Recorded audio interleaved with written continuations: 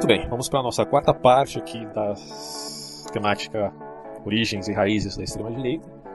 Esse é um tema, como eu já disse antes, um pouco polêmico, porque as pessoas, infelizmente, continuam a confundir alhos com bugalhos, né?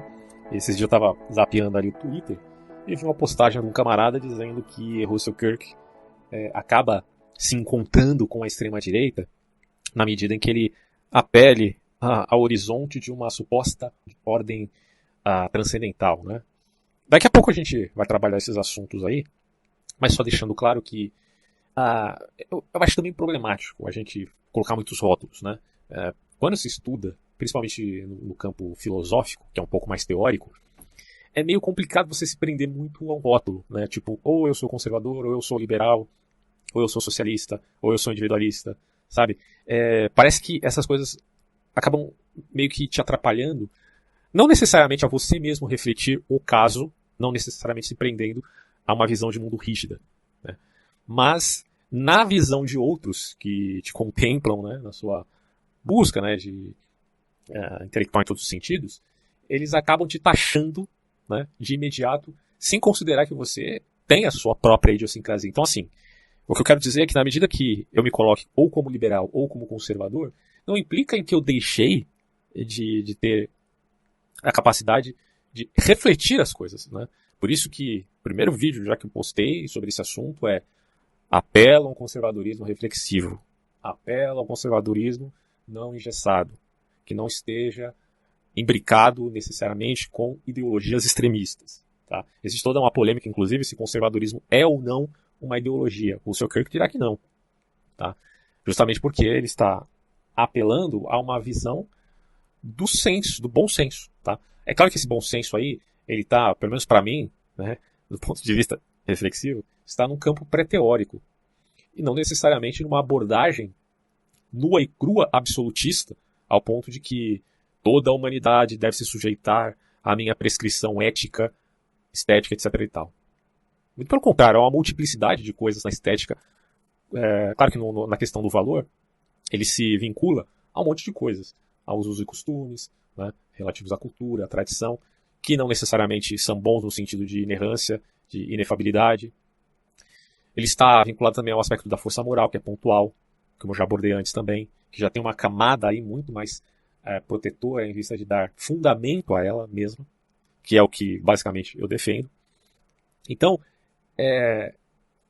há necessidade aqui da gente não confundir o conservadorismo, que está mancomunado com ideologias extremistas, e que pode ser um monte de coisa, porque cai também no aspecto revolucionário, que é aquela confusão entre reação e revolução, que parece contraditório, mas que no fim se combinam, porventura, no arqueofuturismo, ou não também, vai depender de como você toma os termos. É importante dizer que em toda a linguagem política há determinada ambiguidade de acordo com a disposição mental que você tem. Então, se a sua disposição mental é mais à direita ou mais à esquerda, a ambiguidade dos termos pode te servir como conveniência narrativa, né? Portanto, a ciência política não é uma ciência exata. Ela é cheia de conceitos, de termos e de ambiguidades. Mas, ao mesmo tempo, você pode tomar também uma ambiguidade em termos sofísticos ou uma ambiguidade que respeite o contexto, né? Aquela coisa da conotação, da denotação. Bom, estou avaliando a coisa, estou respeitando o contexto para entender o que o cara quis dizer e vamos ver se concordo, né? Mas, ao mesmo tempo que eu só uso ambiguidade no sentido sofístico, aí já é outra coisa. E muitas ideologias, principalmente de extrema direita e de extrema esquerda, né, fazem demais isso aí. O sofisma muitas vezes prevalece nesses grupos porque eles têm que ter uma verdade absoluta e radical. Mesmo que essa verdade absoluta seja o relativismo, hein? Mesmo que a verdade absoluta represente a relativização de todas as coisas. Porque, inclusive, para muitos, o relativismo cultural é uma verdade absoluta. Não pode ser questionado. Aí você pergunta, caramba, ou você está querendo me fazer de trouxa, ou então você é muito burro. Porque não é possível que você me diga que o relativismo cultural é uma verdade absoluta. Bom, gente, eu só coloquei isso no início, né? Já para lavar as minhas mágoas aqui, com tanta besteira que a gente escuta por aí, né? Hoje eu vou falar do paleoconservadorismo, dos neocons e do iluminismo das trevas. Vamos lá, paleoconservadorismo. O paleo, vocês já estão entendendo que o conceito aqui significa que é um conservadorismo antigo, um conservadorismo velho. É, portanto, uma filosofia política que está focando na ideia de nacionalismo, tem uma conotação federalista aí, mas descentralizada. Então, portanto, há um apelo aqui ao regionalismo. E em determinados países, como nos Estados Unidos, que podemos colocar assim uma base forte do paleoconservadorismo, também há a defesa do cristianismo, né? Então é engraçado que você tenha uma alt-right que tenha tido influência de grupos como Grécia, que é uma direita extremista, e que ao mesmo tempo é anticristã. E por outro lado, eles têm uma influência do paleoconservadorismo, que é a defesa de origens cristãs. Bom, mas isso é porque há a defesa da cultura, da tradição, de determinada nação, de determinado país. Então, se sou nacionalista, ou até mesmo ultranacionalista, porque eu acho que não é problema nenhum você ser nacionalista. O problema é quando você cai nas raias da loucura de um nacionalismo em detrimento de uma etnia, em detrimento de um grupo, em detrimento de uma minoria. Aí é um ultranacionalismo, tá? Bom, se valoro aqui a tradição, valorarei nos Estados Unidos ou no Brasil o cristianismo, certo? E se valoro aqui o regionalismo, valoro os estados com uma certa independência, né, em vista de não serem necessariamente vinculados a uma homogeneidade corrupta, né, por conta do poder federativo. Mas claro que tudo isso é muito discutido nesses grupos, tá? E não posso, detalhe, confundir aqui paleoconservadorismo com alt-right, ou com direita francesa, ou enfim, com neocons. São grupos distintos, tá? Que têm a sua própria independência intelectual. E digo mais, como eu já disse aqui, sou a favor da idiosincrasia do sujeito enquanto um indivíduo que reflita, né, sobre o mundo, sobre as coisas, sobre política. Devo dizer, portanto, que o paleoconservador, se alguém se diz paleoconservador, não implica em que, uma vez sendo isto, ele concorde com todos os paleoconservadores em tudo.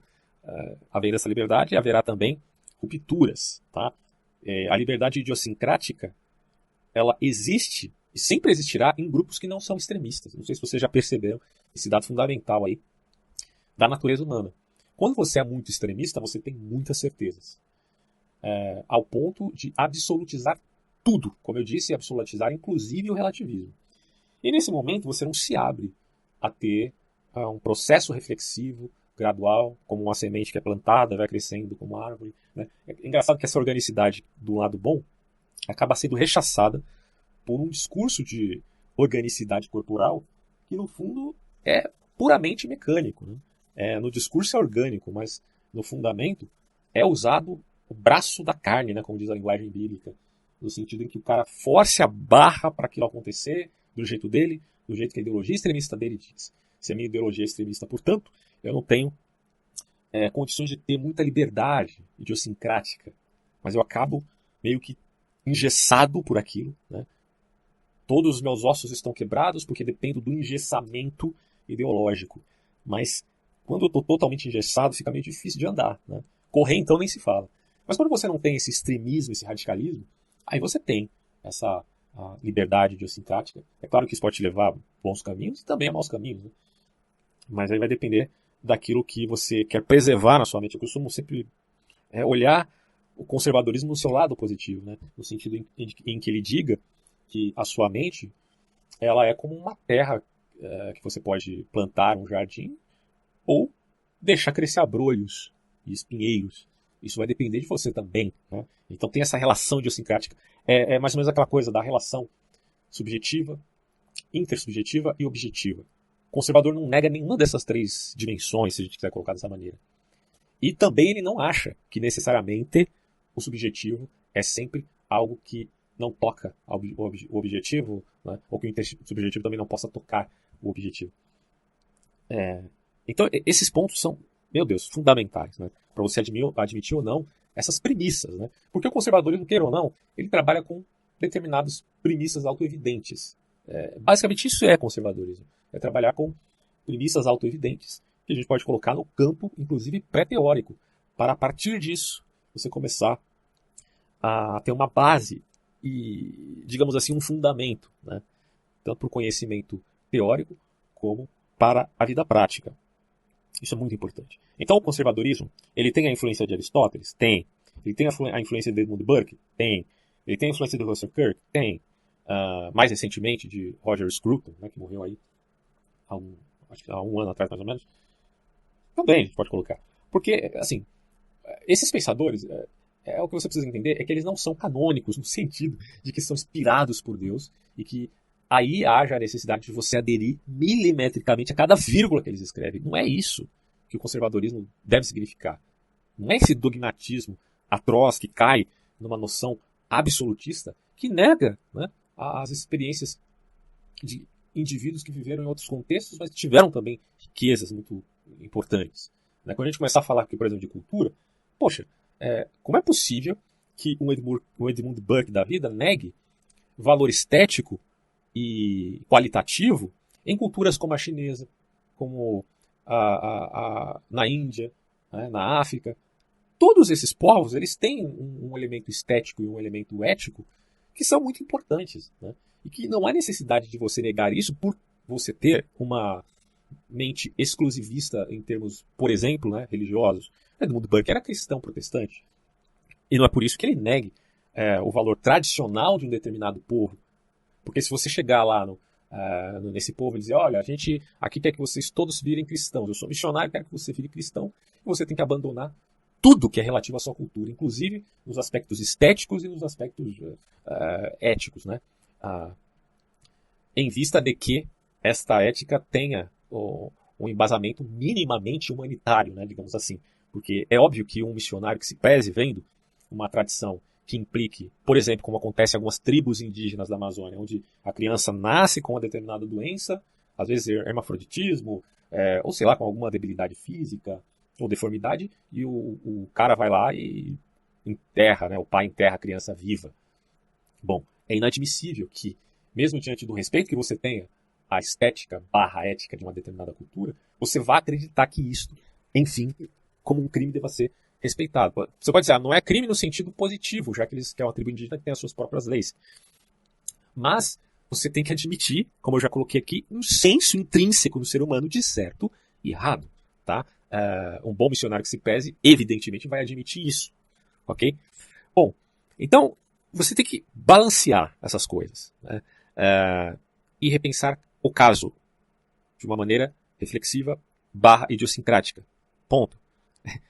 Para mim, isso é um valor conservador importante, porque é aquela coisa. Tudo no pensamento político ele tem que ser constantemente pensado, repensado, refletido. Não é uma coisa que você diz que pronto, acabou. Eu sou isso, pronto, acabou. Não é bem assim, né? Você tem que também ter uma noção aí de... tem algumas coisas que às vezes se impõem. Bom, vamos repensar isso melhor e tal. Mas não necessariamente negando, né, como eu já disse, a premissa. Então é isso, gente. O paleoconservadorismo tem influência do Edmund Burke, tem influência de um Aristóteles da vida, tem influência de um Russell Kirk, tem influência desses autores. Mas não há necessidade de se ter um vínculo disto com um tradicionalismo esotérico, sufista, fascista, etc. e tal. São coisas que você simplesmente reconhece que em determinado momento você vai estar numa linha tênue. Né? Mas isso não é só para o conservador, é também para o revolucionário socialista, para todo mundo, na verdade. Vai ter momentos que você vai chegar à conclusão que, poxa, esse tema é um pouco complexo demais, então há uma linha tênue, e eu tenho que ter, portanto, uma habilidade de andar nessa linha tênue sem se bancar por um lado ou para o outro. Só que, infelizmente, não é todo mundo que tem essa habilidade de andar em cima de uma linha, né, com o perigo de cair no abismo. Às vezes haverá essa necessidade, são os riscos. Né? Então, o que eu estou querendo dizer aqui é que não há necessidade vinculativa entre um Edmund Burke da vida, que possa defender determinado tradicionalismo, determinada cultura, para com alguém que defenda, por exemplo, os sistemas de castas hindus. Tá? Mas isso faz parte da cultura e tal. Bom, tudo bem, você pode dizer que faça parte da cultura. Você pode achar nesses autores, como o próprio Edmund Burke, alguma defesa quanto a isso, mas não no sentido em que é uma defesa irrestrita e irrefletida, certo? Porque na medida que isso toca o aspecto social, e você tem um grupo denominado intocável, do qual você não pode nem sequer ajudar, Quer dizer, poxa, a Madre Teresa de Calcutá, ela é conhecida por ser alguém que viveu em defesa desse grupo, né, dos intocáveis. Aí você vai dizer que ela estava errada em fazer isso? Evidentemente que não. Né? Por quê? Porque, de certo modo, ela estava desprezando essa tradição. E aí você tem uma revolucionária chamada Madre Teresa de Calcutá. Olha que coisa, né? Então a gente tem que pesar isso na balança de uma forma muito cuidadosa. Porque, como eu falei, a religião muçulmana ela tem um aspecto muito pesado em termos culturais. Quando você vira muçulmano, você mergulha na cultura também desses países islâmicos. Assim se dá, de certo modo, no judaísmo. Só que o judaísmo, por sua vez, diferentemente de algumas alas islâmicas, ele não é proselitista. O judaísmo ele existe representado pelo seu povo. Né? Então você tem judaísmo aqui no Brasil, algumas sinagogas. Eu já visitei algumas sinagogas, inclusive a sinagoga ali do Albert Einstein. Ali no Bom Retiro também tem algumas sinagogas, tanto de judeus ortodoxos como de judeus messiânicos. Já visitei ambas. Acho muito interessante, né, conhecer essas tradições. Sou, inclusive, um admirador da cultura judaica, mas não sou judeu no sentido religioso, né? Aí eu prefiro mais o cristianismo mesmo. Então, assim, a gente tem que entender que essas religiões eles têm um vínculo cultural muito forte, muito forte. Mas o cristianismo ele tem essa habilidade de reconhecer, não que as outras também não reconheçam. Estou dizendo que necessariamente um islâmico, um judeu não deva reconhecer a cultura de outro povo, não é isso. Mas o cristianismo ele tem essa abertura maior, essa flexibilidade maior, que em vista de ensinar sobre o Filho de Deus, Jesus, abre-se o espaço de valorar também a estética e a ética de determinada cultura. De modo que se estou na China e ouço falar de um sujeito chamado Confúcio, é impossível que eu não o admire em sua ética tão profunda, né? Que infelizmente foi, inclusive, condenada em tempos de revolução cultural chinesa como Mao Tse Tung. Então você vê que a gente tem que repensar essas coisas com cuidado, porque às vezes estamos em linha tênue e não dá para ficar confundindo extremista com aqueles caras que estão repensando a coisa de um ponto de vista também de valorar a tradição e os monumentos de determinada nação, certo? Isso não tira o elemento exclusivista que Edmund Burke, por exemplo, tinha quando falava do seu cristianismo, tá bom? Bom, enfim, são essas coisas aqui que eu queria colocar de início para a gente entender que o paleoconservadorismo foi muito forte ali nos Estados Unidos. Então, o ensino aqui é mais ou menos o seguinte, que são inclusive algumas das características dos fundamentos do conservadorismo por Russell Kirk. Quer dizer, primeiro, uma ordem social com base no individualismo, que é basicamente o reconhecimento do homem como agente de ações, e que este individualismo, portanto, implica em que, não em egoísmo, porque eu não estou reconhecendo apenas a mim como indivíduo, estou reconhecendo o outro como indivíduo. É totalmente distinto. Né? E, portanto, se eu reconheço o outro como indivíduo, eu estou saindo de uma zona solipsista, que eu colocaria o solipsismo aí como uma corrupção da subjetividade humana, porque é o âmbito só do subjetivo e é o ignorar do aspecto intersubjetivo da coletividade e da objetividade da vida. Então é a corrupção. Né? Inclusive, é um detalhe fundamental a gente colocar aqui, que é uma corrupção tanto da subjetividade enquanto isolada, assim como uma corrupção da intersubjetividade enquanto isolada, e do objetivismo também enquanto isolado. Mas quando os três estão numa esfera harmônica, digamos assim, aí as coisas começam a andar de uma maneira mais adequada. Né? Então, assim, ordem social, base do reconhecimento do indivíduo. Em segundo lugar, a defesa das instituições como heranças que nos foram dadas. Porque quando se fala em conservador, os caras pensam assim, pô, conservador é aqueles caras que fica falando de moralismo, né? Que são os caras contra os gays, contra as prostitutas e tal. Cara, na verdade, o conservadorismo ele é muito mais conhecido pela defesa das suas instituições. Né? E daqui a pouco a gente vai falar um pouquinho sobre isso. Eu vou falar já agora. Ó. Porque o terceiro aspecto aqui do conservadorismo é a defesa de uma ordem moral transcendente que, evidentemente, se opõe ao relativismo em todos os seus sentidos, né? Cultural, individual, etc. Bom, não é que o conservador ignore que há relações intrincadas, mas o que o conservador está dizendo é o seguinte: olha, não adianta você querer fazer um recorte da realidade e achar que esse recorte que você fez da realidade é a realidade toda. Porque isto é, enfim, aquilo que a gente chama de reducionismo epistemológico, que é uma baboseira sem limites. Ou melhor, é uma pretensão arrogante humana. Você faz um recorte da realidade, você está falando toda a realidade é isso aqui, ó, tá vendo? Não é possível que você ache isso. Né? É aquele cara que admite a causa material, mas não admite a causa formal. não admite a eficiência e o aspecto teleológico, dadas suas devidas proporções. Então o conservador vai dizer, não, filho, de forma alguma. Você tem que admitir que há uma ordem moral transcendente, no sentido de que você tem que reconhecer que há um conhecimento maior do que o recorte que você está fazendo. Então daí nasce aquele conceito da prudência, né, do conservador. Porra, eu não sei tudo, eu não conheço tudo, eu não nasci sabendo. Ponto. Sendo assim, eu não posso achar que o recorte que eu estou fazendo da realidade é toda a realidade. Então eu tenho que admitir que há uma transcendência aí, certo? E que, em última instância, isso se dá no respeito à ordem, porque eu estou vendo que se eu estou aqui neste mundo é porque há uma ordem, né?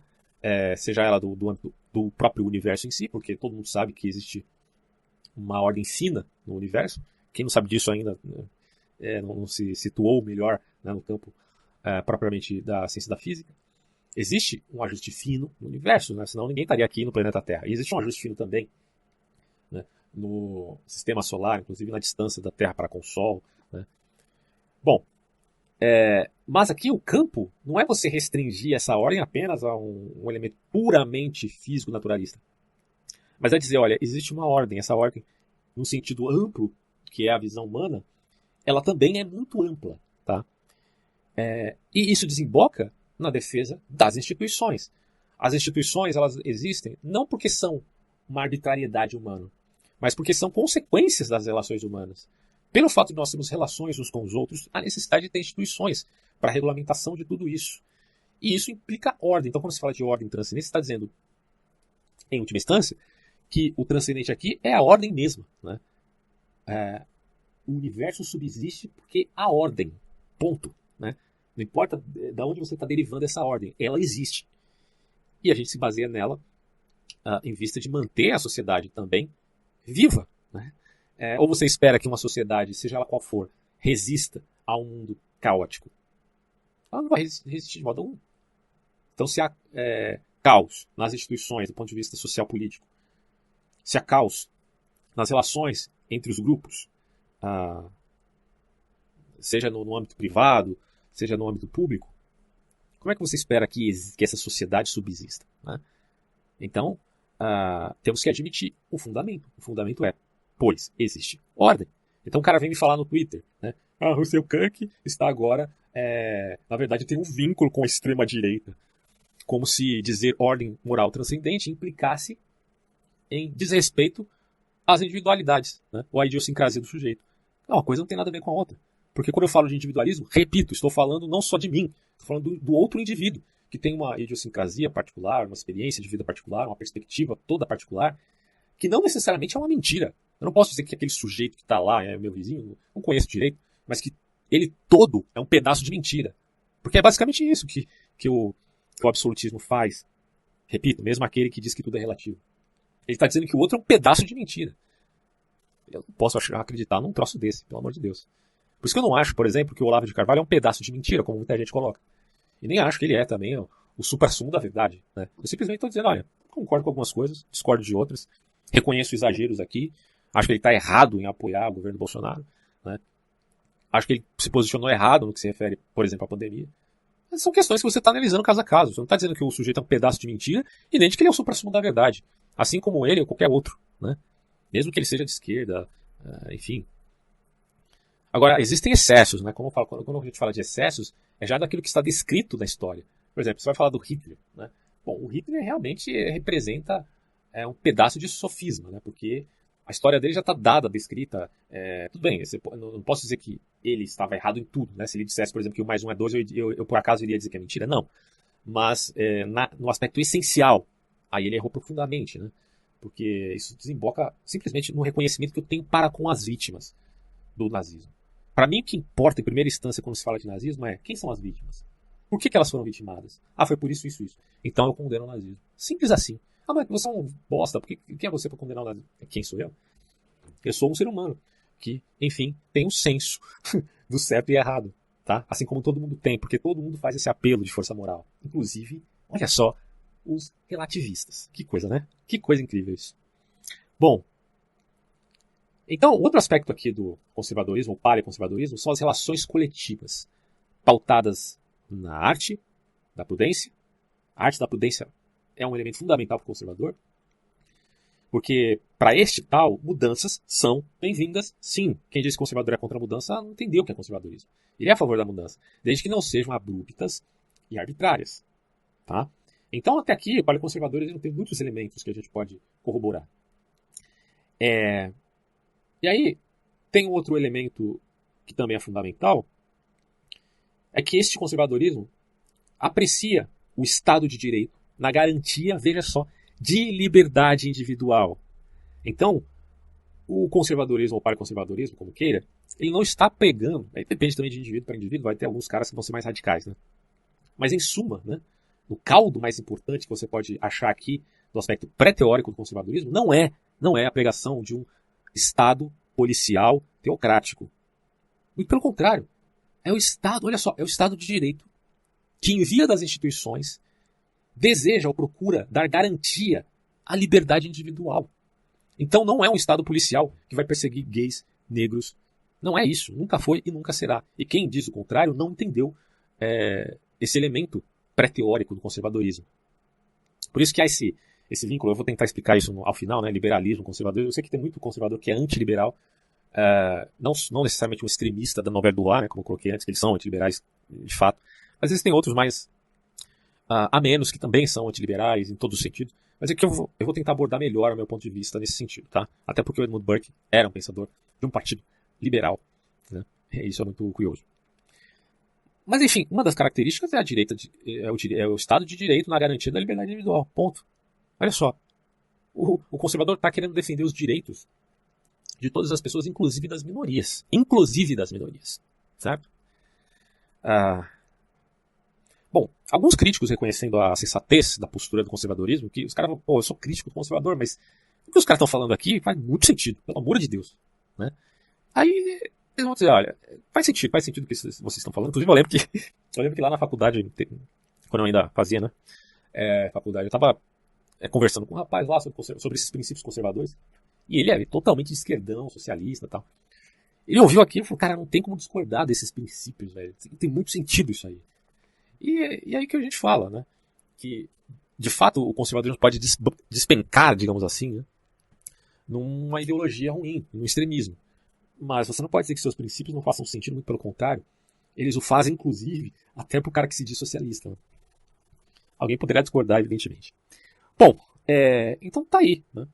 Agora, os críticos vão dizer a esses conservadores palio, né, que seriam aí os velhos conservadores. Eles vão dizer o seguinte, olha, beleza, tem muita coisa boa, né? Vocês não são reféns do Zeitgeist, né? Do espírito do tempo. Vocês estão pensando na democracia dos mortos. Muito interessante isso. Só que é um elemento aí que a gente tem que caracterizar como problemático. Né? Isso é os críticos falando. Por exemplo, vocês erram quando vocês se deixam eclipsar pelos conservadores econômicos e também pelos conservadores no sentido moralista. Né? E aí quando se fala do liberal projetado no pensamento conservador, é aquela coisa, seja do liberalismo clássico, seja da escola austríaca, de uma revolução marginalista, né? Que acabou incentivando também um outro grupo, que a gente pode colocar aqui como paleolibertarianismo, né? Que se opõe, inclusive, ao paleoconservadorismo, ou sejam aqueles conservadores mais puritanos. Nos Estados Unidos isso é muito forte, né? O puritanismo já é um elemento que está enraizado ali na fundação do próprio país. Que se vincula à ideia calvinista e que se vincula também a um sentido mais moralista, mais vinculado a usos e costumes, mas que dá ferramental, né, que paradoxalmente também o puritanismo dá ferramental para a força moral, até porque, se a gente for ver, a força moral de um Martin Luther King só foi possível porque ele tinha uma fé intrínseca, né, ou seja, visceral em Deus. Isso, é claro que tem que repercute, né, se a gente for rastrear isso na história, na própria fundação dos Estados Unidos da América, em que se valha da religião cristã. Mas isso pode ter um lado vicioso, ou seja, extremado. Sempre que eu falo aqui de vício, eu estou falando no sentido aristotélico, né? No sentido em que vício represente extremos. Se você é conservador, como você pode ser um conservadorista extremista? Já que você, a própria ideia de conservadorismo é aquele que não está vinculado necessariamente a extremos. Não que ele seja isentão. Não, o conservadorismo ele toma partido. Se você tomar partido, você não está sendo isento, né? Outra coisa que o pessoal confunde bastante para essas besteiras e picuinhas da internet aí. Mas enfim, a preservação de valores e crenças tradicionais num sentido moralista. Muitos dos críticos vão dizer que o conservador cai nessa e às vezes é problema. Né? Porque a sociedade, poxa, a gente está falando aqui de uma sociedade, a gente está vivendo nos Estados Unidos. Né? Estamos vivendo numa democracia liberal, caramba. É uma pluralidade isso daqui. Você ficar querendo impingir ou impor necessariamente suas crenças, seu moralismo. É um pouco complicado, vamos combinar, né? Mas aí também há o vício do outro lado. De que não aceitam que um determinado religioso seja contra a sua visão de mundo. Bom, aí é o outro lado querendo impor esse aqui. Então sempre, a grande problema aqui é esse, né? Dos críticos vão dizendo, olha, o conservador está querendo impor a sua visão de mundo ao outro. Naquelas nuances, né? Porque o cara está dizendo, olha, eu estou aceitando, né, este elemento pré-teórico de senso de certo e errado, concordo contigo. Mas aí na medida que você impõe em todas as nuances a sua visão de mundo ao outro, aí é um pouco arbitrário para mim, né, de tirar o crítico.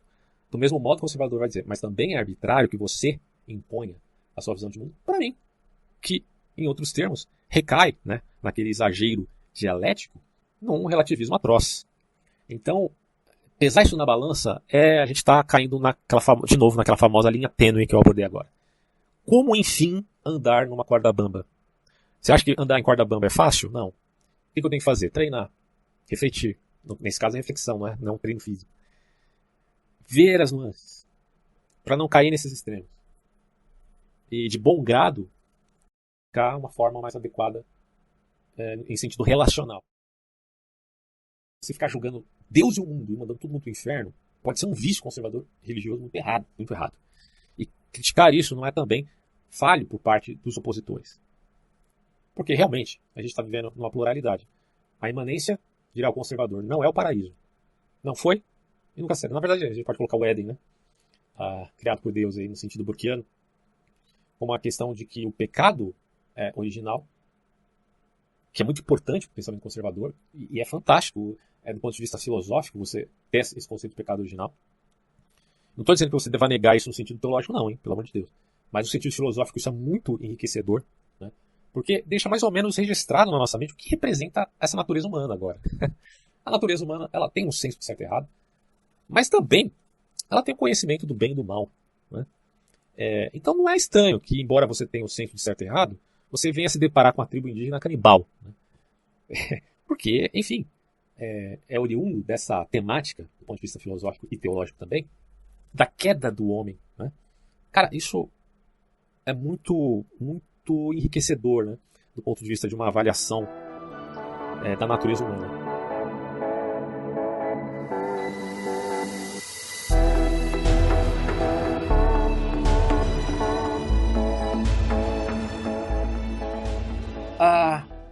E aí eu coloquei aqui, mas no fundo o que se percebe é que a postura prudente, embora devamos reconhecer alguns hiatos e nuances, depende tanto do aspecto econômico quanto dos elementos valorativos.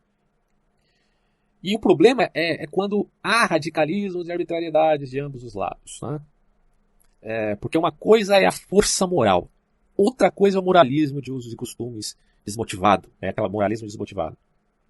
Porque no fundo, gente, todo mundo está apelando à ideia de força moral. Se falar em política, então acabou. Né? Qualquer discussão que você tenha com qualquer pessoa, todas elas estão apelando a um fundamento, ainda que não percebam. Se o relativista vem brigar com você e diz que tudo é relativo, que você está errado por impor a sua moral, ele está apelando a uma força moral, a um fundamento. É evidente.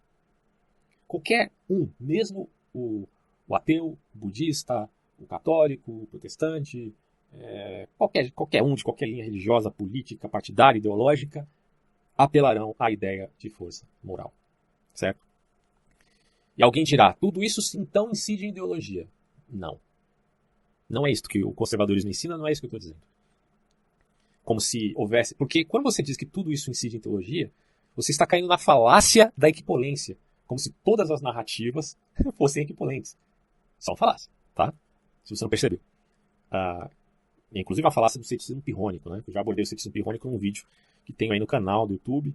Acho que também já deixei em podcast aí. Quando eu falo aqui que todos apelam à força moral, eu estou dizendo que todos apelam a um fundamento. Independente deles reconhecerem ou não esse fundamento.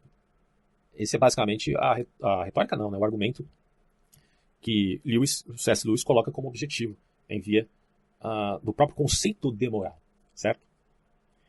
E aí, basicamente, o paleoconservadorismo, ele tem esses elementos muito importantes. Isso influenciou o Spencer, lá, que é fundador do site da Alt-Right. E é uma coisa engraçada, porque parece que são muitos elementos bons. Mas a caracterização dos vícios também podem aparecer. E aparecem no conservador. Porque o conservador, só o fato de você dizer sou conservador não te torna um santo e não implica que você não erre nos seus diagnósticos em política, né? em qualquer outra coisa, sei lá, cara, medicina. Tem muito político agora também quer ser médico, né? E quer dizer o que você deve comer ou não.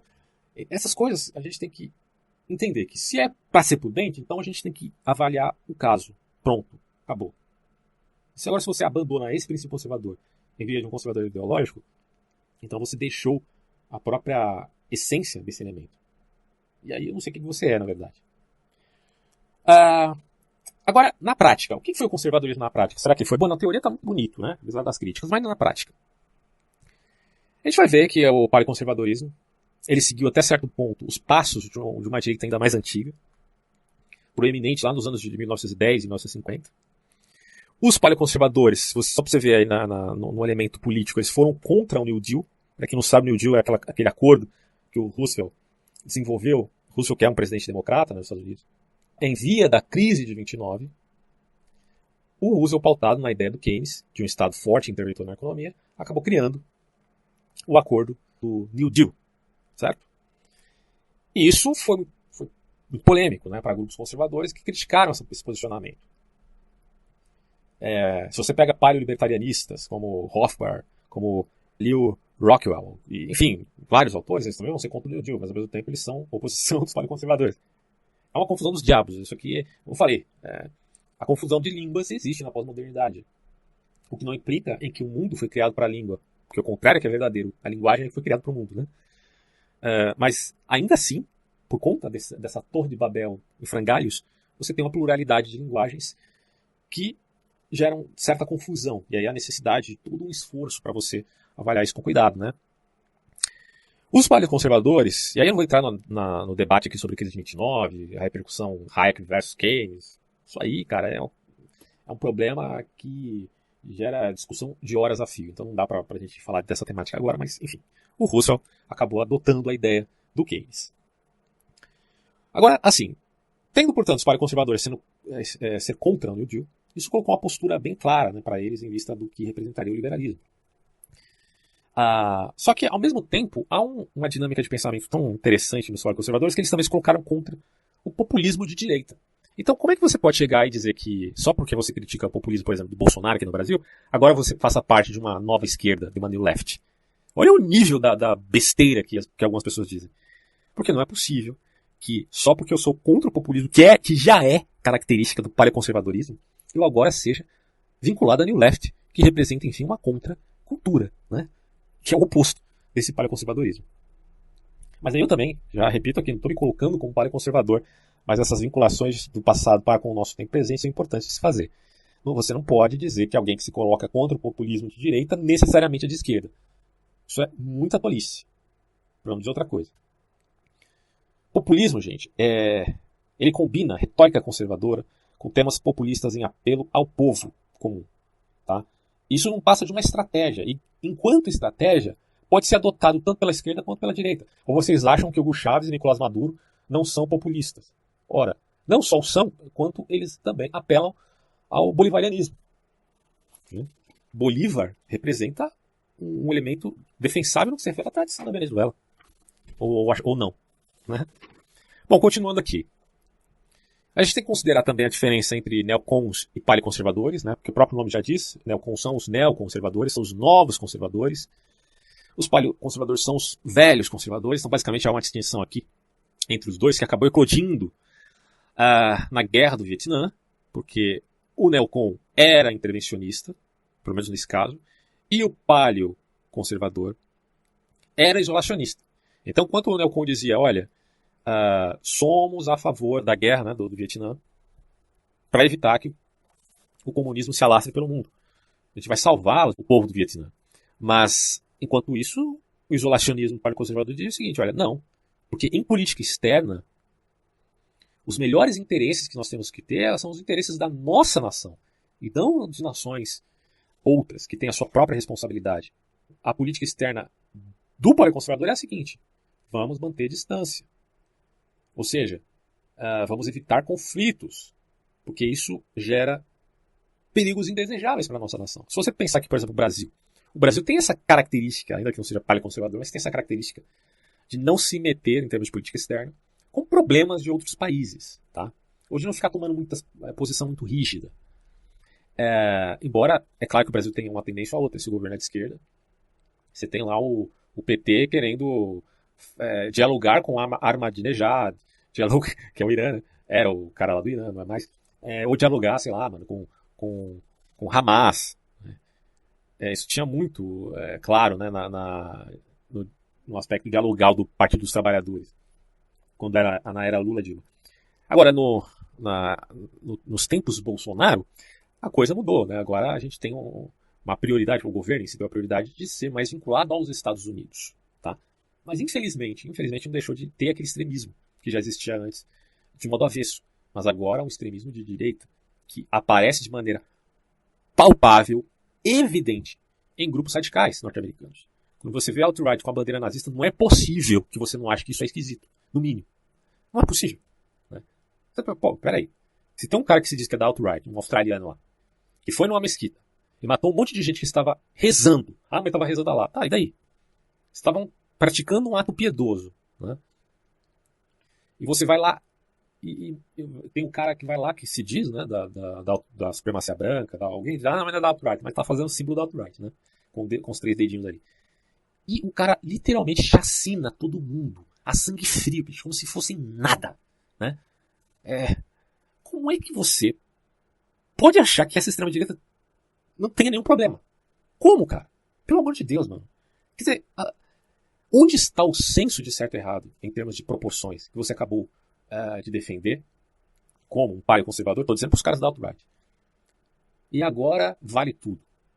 Quer dizer, é aquilo que eu tinha dito antes. Quando você perde a força moral em vista de um moralismo ideológico, são coisas diferentes, você esquarteja a justiça em termos de valor.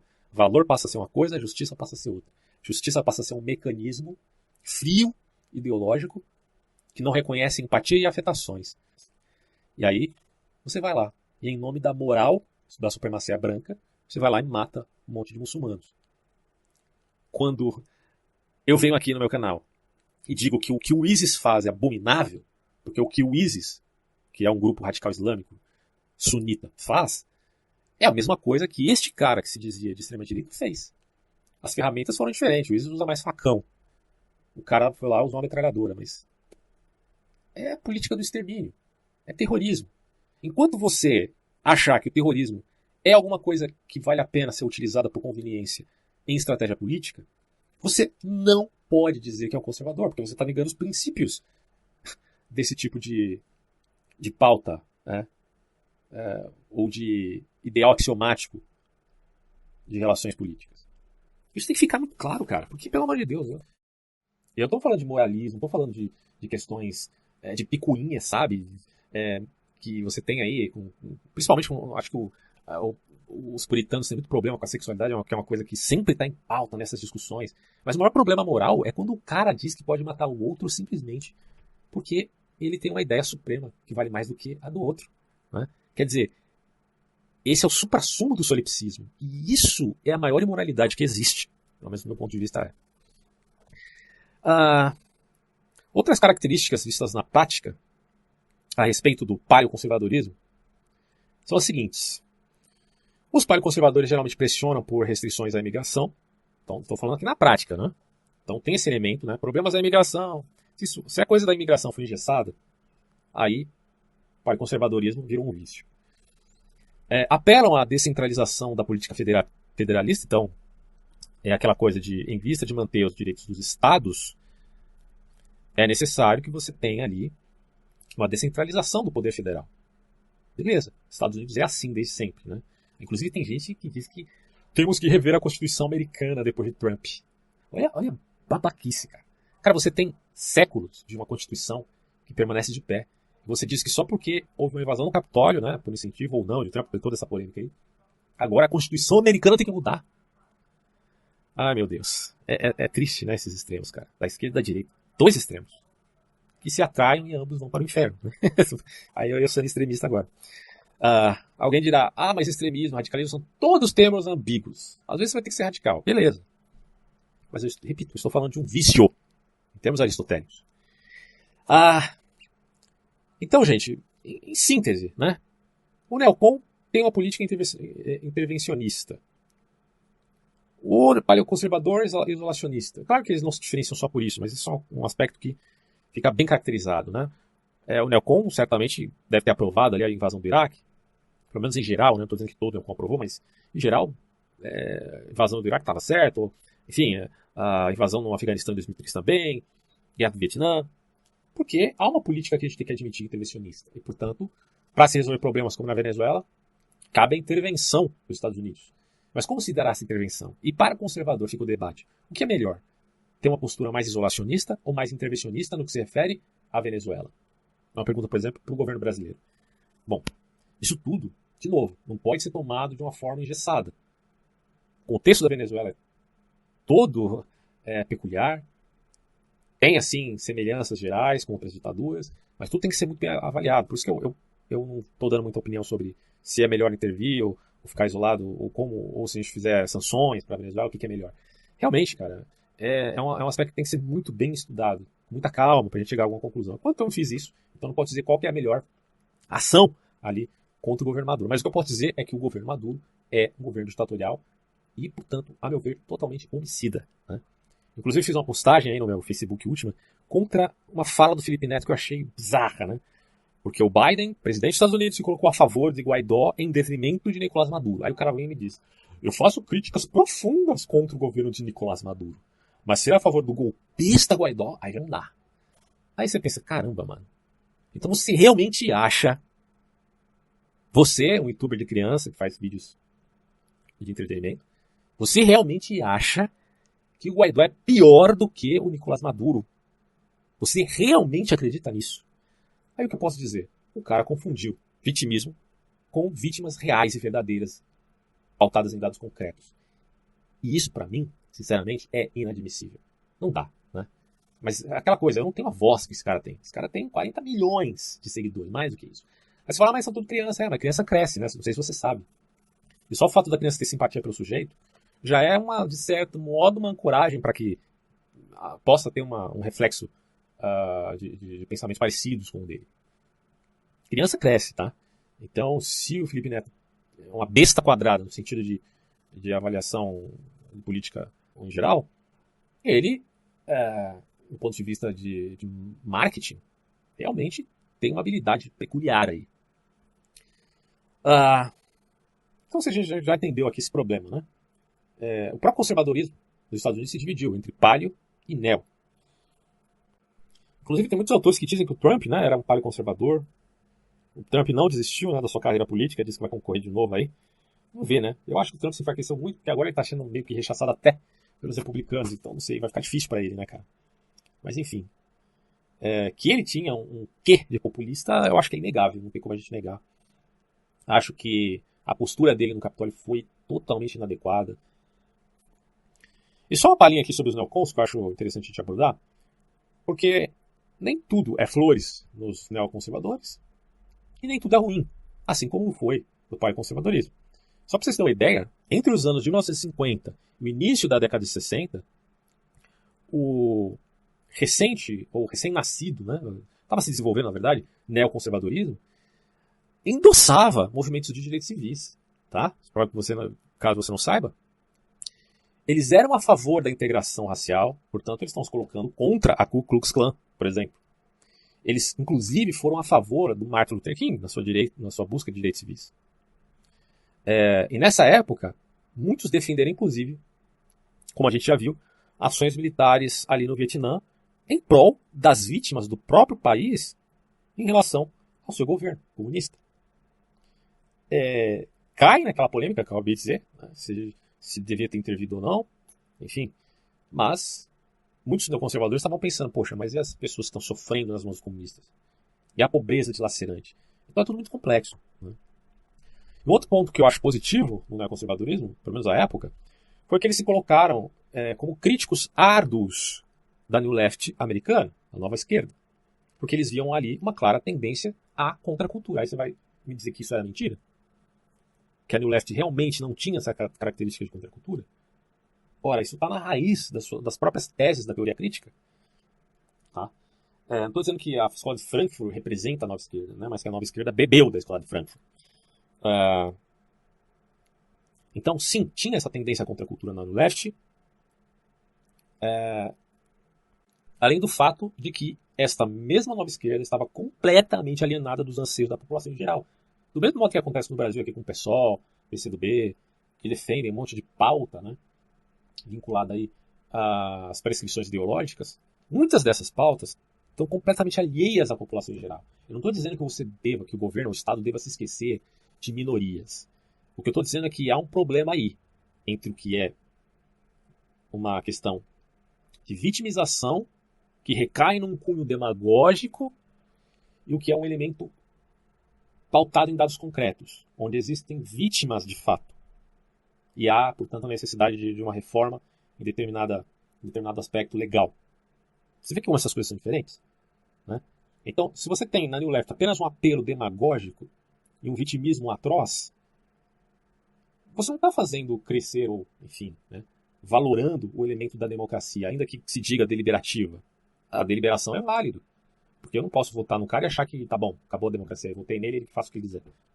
Não. Tem que haver ação deliberada do povo para pressionar os seus governantes. Eu votei pro cara fazer isso. Né? Quer dizer, se ele está fazendo o contrário, se ele está fazendo vínculos com corrupção, centrão, né, de passagem, eu tenho todo o direito do mundo de criticar, porque quando eu votei nesse sujeito A, B ou C, não vendi a alma para ele. Não estava assinando um contrato de subserviência ao senhor da minha vida. Não. Ele que é o servo, não é eu que sou o servo. O servo é ele. Tá? Então eu é que tenho que cobrar ele como o povo sendo senhor, né, desses governadores aí. Então vocês conseguem fazer essa diferença? Uma coisa é os direitos civis. Poxa, será que o Martin Luther King está errado de lutar por direitos civis dos negros norte-americanos quando eles são vítimas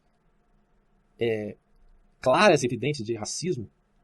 São perseguidos, apanham nas ruas, não podem nem se sentar do lado de uma pessoa branca. Será que o Martin Luther King está errado? Você acha mesmo que ele estava sendo vitimista, que os negros nessa época estavam sendo vitimistas? É evidente que não. Não. Da mesma forma, eu não posso dizer que George Floyd, que foi morto por um policial, asfixiado pelo joelho do policial, ele estava se vitimizando. Ele morreu se vitimizando. Claro que não. Ele foi vítima de fato. Mas pode dizer, mas o cara estava roubando. Você quer o quê? Não, peraí. A gente tem que considerar a condição do sujeito. Tem todo um contexto aí. E tem uma proporção também, né, de punição e castigo. Se isso existe no direito positivo, como que você não tem essa noção no sentido de um direito natural, cara? E ainda você se diz conservador? Pelo amor de Deus. É claro que a punição de ser asfixiado pelo joelho de um policial está muito acima do crime que ele cometeu. E isso é errado, ele é uma vítima de verdade. Eu não estou querendo aqui dizer que agora os antifas estão certos e passar pano para essa esquerda, de forma alguma.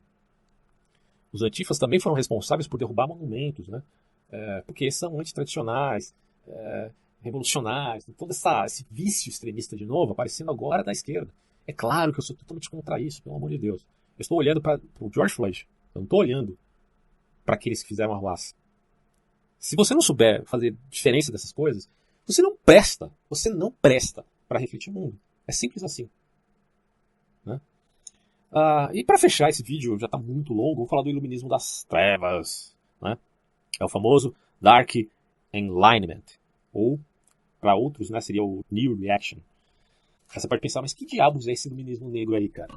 Coisa do capeta aí, mano, pelo amor de Deus. Na verdade, o termo ele é sarcástico, porque ele se refere, como eu já disse em outros vídeos, né, a uma crítica ao iluminismo do século XVII e XVIII, porque para eles esse iluminismo foi algo muito ruim para a humanidade, porque causou um rompimento efetivo com valores legítimos do passado.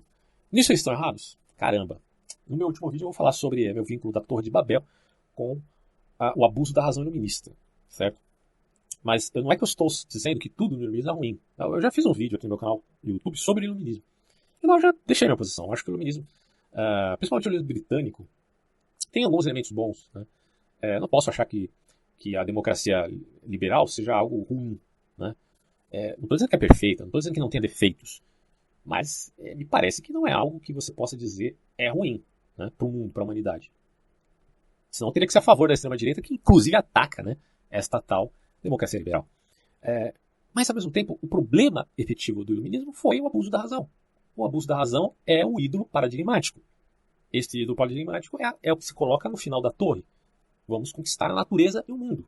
Vamos ser deuses. Porque agora temos o poder da razão. Vocês não se lembram, na Revolução Francesa, o senhorzinho lá, como é que é o nome dele mesmo? O famoso Robespierre. Robespierre queria fazer um culto à razão, né? Olha que bonitinho, o cara vai fazer um culto à razão. Levantar um ídolo paradigmático. É o auge do iluminismo, né? Porque eles estão se falando de ideias iluministas, apesar que tem muito de romancismo russoniano ali no meio, né? Porque para mim, de certo modo, o idealismo também romântico, talvez aí você pode colocar como outro lado da moeda do iluminismo. Acho que dá para fazer esse link, de certo modo aí, não sei. Mas quando se fala de iluminismo, eu estou falando de um arcabouço teórico fenomenal, um movimento histórico de ideias, né? Isso pode também abarcar um outro monstro chamado romantismo. De qualquer maneira, representando esse ídolo paradigmático, mais precisamente no iluminismo europeu, acabou representando um ídolo que caiu por terra, gerando a pluralidade de línguas. E aí quando você tem pós-estruturalismo na literatura e na arte, não é à toa. Isso aí representa os vários jogos de linguagem. Se é que você não entende. Mas o iluminismo das trevas, precisamente, é um movimento neo-reacionário, dizem os críticos. Às vezes ele é abreviado como NRX, né, para ficar mais fácil. E aí os caras colocam essa filosofia, digamos assim, como um movimento antidemocrático, anti-igualitário e reacionário. Então, meio que está na pegada de uma nova Eduardo da vida, de um movimento revolucionário alemão, ou de uma alt-right, apesar que a alt-right é que foi influenciada por esse movimento, não o contrário. É claro que isso não implica em que esses termos pejorativos não sejam adotados pelos seguidores desse movimento de uma outra perspectiva, né? Por que eu digo isso? Porque assim como nazismo, stalinismo, comunismo, socialismo, cada grupo que utiliza determinado termo político ou conceito político terá uma lógica interna, certo? E por conveniência vai se valer da ambiguidade desses mesmos termos. Porque, como eu já disse antes, ciência política não é ciência exata, né? Ambiguidades irão existir. Haverá, por momentos, zonas cinzentas, outras vezes vai ficar mais fácil distinguir o preto do branco. Não estou dizendo que tudo é cinza, como muito burro, né? Tem muita gente idiota que acha que política tudo é cinza. Não, isso aí já é relativismo. Em ética, em política, em estética, você não pode achar que tudo é cinza. Larga de ser idiota, né? Mas que às vezes haverá uma zona cinzenta, que é aquela coisa de estou na corda bamba, agora preciso de habilidade para andar nela, senão eu vou cair no abismo, né? Mas às vezes é fácil distinguir preto do branco. Então o problema da ambiguidade que eu vejo aqui, narrativa desses grupos, é que muitas vezes a ambiguidade é uma justificativa para se usar de sofisma. Porque a ambiguidade ela tem que ser reconhecida apenas no sentido de você admitir o contexto de uma lógica interna de uma determinada narrativa, de onde se deriva que determinada palavra pode ter mais um efeito conotativo ou denotativo. Mas estou a avaliar isso no contexto, né? Mas se eu uso a ambiguidade apenas do ponto de vista retórico e por conveniência, aí eu posso cair no sofisma, né? Acho que é muito evidente isso. Não estou acusando o Iluminismo das Trevas de fazer isso, eu estou apontando mesmo que tal coisa existe na tendenciosidade humana, no viés de confirmação humana. Bom, os neorreacionários evidentemente rejeitam a noção progressista de que a história mostra uma evolução em direção a maior liberdade. Então, para começo de conversa, o Iluminismo das Trevas está dizendo: não, eu não acredito na conversa fiada do Comte. Eu não acredito nesses caras que falam de um progressismo unilinear. Porque isso aí é besteira. É engraçado que até o Norberto Bobbio, que é de centro-esquerda, vai dizer que o conceito de progressismo já caiu por terra, de certo modo, né? Não dá para você acreditar que progressismo que existe é unilinear, no sentido kantiano, no sentido positivista. Não dá para acreditar nisso. O que dá para você ver é que existe progressão, sofisticação em determinados lugares, né?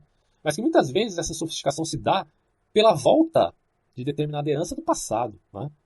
Então, você percebe que não há essa conversa fiada, historicista, na verdade, de que tivemos um momento em que as pessoas viviam numa alienação supersticiosa, sei lá, nem lembro muito bem. Você tem uns vídeos sobre positivismo que deixam bem claro esse ponto aí. Mas enfim, você tem a era da superstição, a era da religião, né?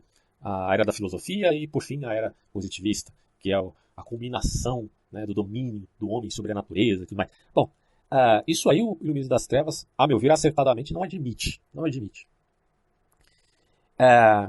E o que isso acaba reverberando num certo radicalismo no sentido, então, podemos ser a favor, quem sabe, da monarquia absolutista, né? E aí eu posso criticar a monarquia constitucional, parlamentarista. Então, aí fica a pergunta, mas será que só pelo fato de eu criticar essa postura evolucionista social de caras como o próprio Comte, Spencer, etc., eu vou ter que admitir agora a monarquia absolutista? Pera lá, né? Uma coisa não necessariamente incide na outra. Bom, mas para alguns teóricos do Iluminismo das Trevas, pode sim se fazer uma defesa à monarquia no sentido mais puro do termo, né? Você pode falar de forma pejorativa absolutista, mas aí eles podem rechaçar isso com ambiguidade. Bom, o Iluminismo das Trevas é a favor de um retorno aos construtos sociais tradicionais e formas de governo, incluindo a monarquia absoluta, em outras formas arcaicas de liderança, que você pode ver também, curiosamente, né, ou ironicamente, no século XVIII e XIX. Me parece que o movimento da direita, no sentido de visar mudanças a longo prazo, sempre vai ter essa conotação histórica. Né? Eu não estou dizendo que isso é errado, não, tá? Eu estou dizendo que isso parece sim ter um vínculo com a ideia de metapolítica. Acho isso curioso, né? E assim, o Iluminismo das Trevas tem essa questão também. Você tem um autor chamado Kurt Yarvin, que, de certo modo, foi um precursor desse movimento, ele é um blogueiro. Então, todas essas ideias se disseminaram na internet, através do mecanismo das ferramentas da web. Ele foi influenciador da alt-right, como a gente já viu, mas, ao mesmo tempo, se nega a ter vínculos com esse grupo.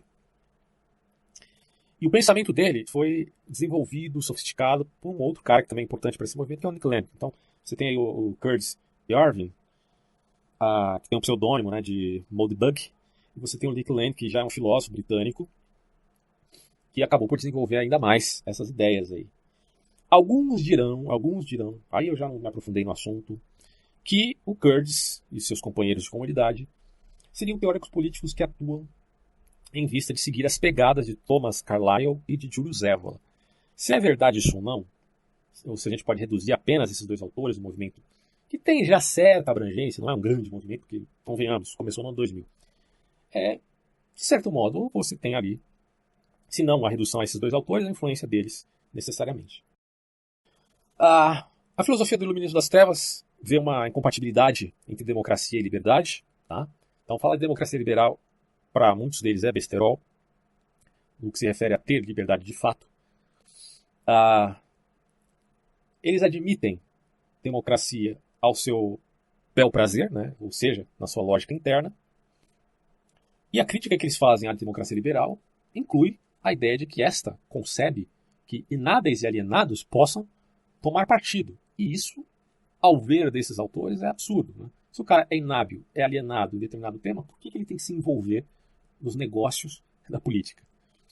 Bom, aqui fica claro que eles são favoráveis à arbitrariedade de agentes mais aptos, mais elevados. Isso aqui não é necessariamente aristocracia, porque você pode falar até no sentido de nobreza, mesmo enquanto um nobre seja, por sua vez, também um alienado, que pode acontecer. Né? Mas se ele tem esse elemento institucional de uma monarquia, ainda vale, porque haverá na sombra dele uma elite intelectual, certo? Porque a elite intelectual sempre será fundamental para uma mudança a longo prazo, ela não vai deixar de existir. É mais ou menos dizer, não é apenas uma constituição ou uma lei escrita. Não é só isso que basta para que uma nação seja saudável, que o rei se submeta a uma constituição. Antes é necessário que haja uma tradição rica, profícua em termos intelectuais. Porque aí sim, tendo o aspecto intelectual, o aspecto constitucional e a representatividade simbólica da nobreza, poderemos dizer aí sim haverá uma saúde perene na sociedade. Não é mera aristocracia que pode desbancar na corrupção da oligarquia, mas uma monarquia que represente esse status, tá? Que é calcado na tradição, calcado numa intelectualidade em uma alta cultura. Tá? Os caras estão errados nisso. Olha, bicho, é um tema extremamente complexo. O problema que eu vejo é que na prática, quando você coloca isso aqui na prática, né, quando esses caras acabam, em termos de implicação, tá? Não é que eles são culpados diretos, mas em termos de implicação, sendo inspiração para grupos como alt-right, que por sua vez manifestam indivíduos enlouquecidos que levantam a bandeira nazista, aí você pensa, poxa, aquela coisa de Jesus dizer que pelos frutos se conhece a árvore é muito importante. É muito importante. Então não estou dizendo que todas as ideias desses caras sejam erradas, mas tem alguma coisa que não está batendo aqui que a gente tem que considerar, convenhamos. Mas ainda assim, eles mesmos se valem de valores conservadores. Os críticos vão dizer que é valor reacionário. Ah, valor reacionário. Porque ele se baseia nos fundamentos da estética e da história da filosofia. Mas peraí. Você acha mesmo que reconhecer... Aí eu estou fazendo já um elogio, olha só. Já passei da crítica para o elogio. Quer dizer que reconhecer a estética e a história da filosofia é para você um valor neo-reacionário, cara? Com todo o respeito do mundo. Você acha mesmo isso? Eu estou falando para os críticos do conservadorismo. Né? Bom, mas o que acontece é que esses críticos estão acusando os iluministas das trevas aqui de neofascistas, de manterem vínculos com grupos radicais, como a alt-right, com a Ku Klux Klan. Né?